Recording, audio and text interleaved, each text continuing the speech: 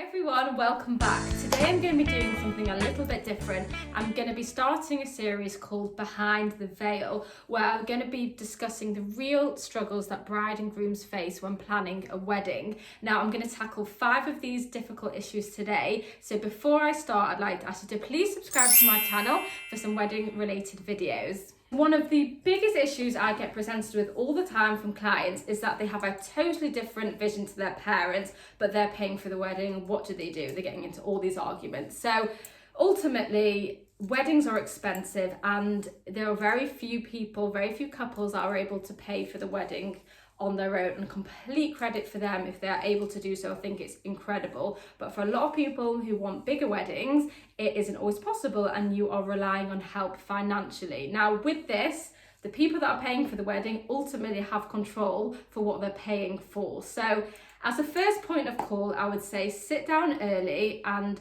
discuss with your parents the things that are really important to you. Listen to them about what's important to them too, and try and reach some compromises. Now, you need to learn the art of compromise early on anyway, because it's unlikely that people will think the same as you about everything, even if it's just between you and your partner. So discussing things properly at the beginning will stand you in good stead. Now, say if you've discussed loads of different things and you're still like logging heads with certain things. Say for example, you absolutely love flowers and your mum thinks it's totally unnecessary to spend thousands of pounds on flowers, then I would take matters into your own hands and say, right, if this is really important to me, I'm going to spend the next year saving up for flowers. So just take a little bit of control back. Now, if, for example, you are totally disagreeing on everything and it isn't just certain items, certain aspects of the wedding, then consider potentially moving the wedding to a much later date and where you and your partner can fund the wedding.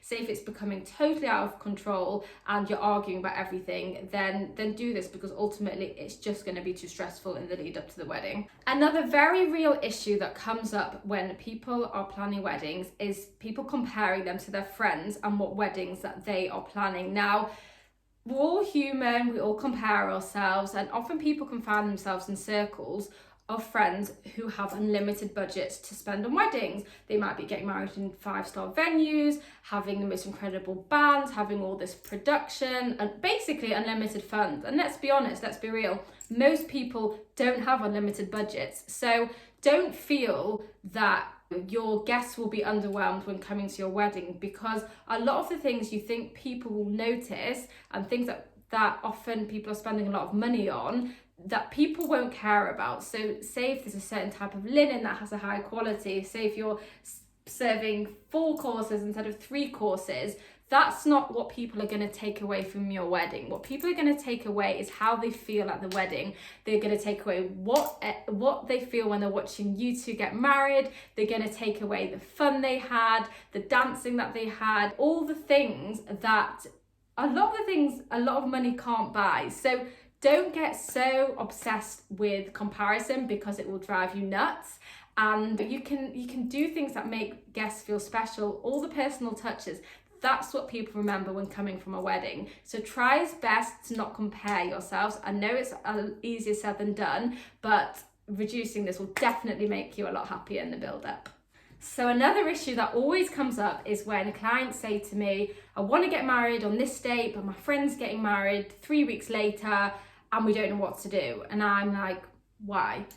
And they say, well, it's too close, it could take something away from their wedding, it could take something away from our wedding. And I say to them, weddings are totally different, and it makes no difference how close together 2 weddings are, unless you're using exactly the same suppliers at exactly the same venue, and also you're totally different people. So I just want to emphasize how different weddings are, because everybody's different. And just don't, say if you and your best friend are getting married at the same time, then just don't use exactly the same suppliers, don't use exactly the same colour schemes. And you need to think about also that you might have a few guests which cross over, but a big chunk of the wedding guests are probably, maybe 70-80% are probably not the same, so don't worry about it. So I definitely think weddings close together to your friends are something not to stress about. It often happens where You have a run of weddings during the summer because that's a popular time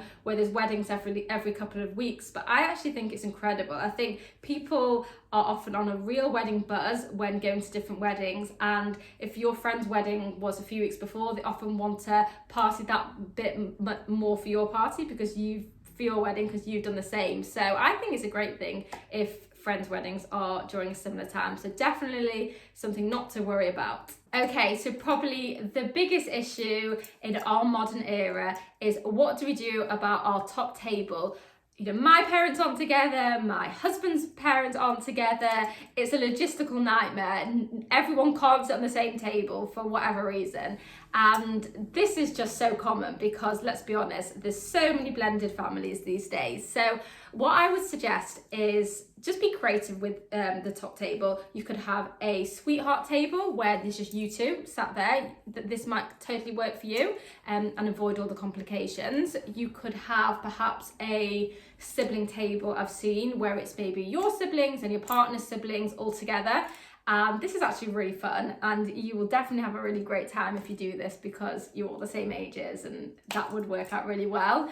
Another option is to just have maybe a slightly bigger table for your top table. You could have both your parents, but you could have other people on the tables, whether that's auntie and uncles, whether that's grandparents, so it dilutes any potential awkwardness on the top table. So yeah, I'm totally with you. I understand the top table dramas, but ultimately you'll find a way around and you'll come up with something which you will be happy with. Next issue that comes up loads is, I really want a small wedding, but my parents want a huge wedding and they want to invite everyone and all these people that we don't know. What do we do and how do we approach this? Now, the first thing I'm going to say is, like I said with my first question when we spoke about the budget and your parents spending the money, is sit down with them and talk about why you want a small wedding and why it's important to you. And again, try and come up with compromises. Say if they want to invite 100 people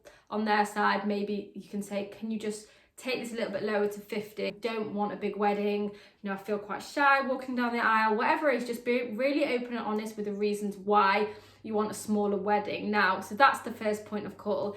The second point of call, I would say, is go for an abroad wedding. Like, try and have an abroad wedding because this in a way keeps everyone happy. You know, your parents won't offend people by not inviting them to the wedding, and also naturally when you have abroad weddings, not everyone can come for whatever reasons, whether it's financial implications, whether they have other things going on and can't take all the time off. So I just think this is quite practically a good idea, so definitely one to think about.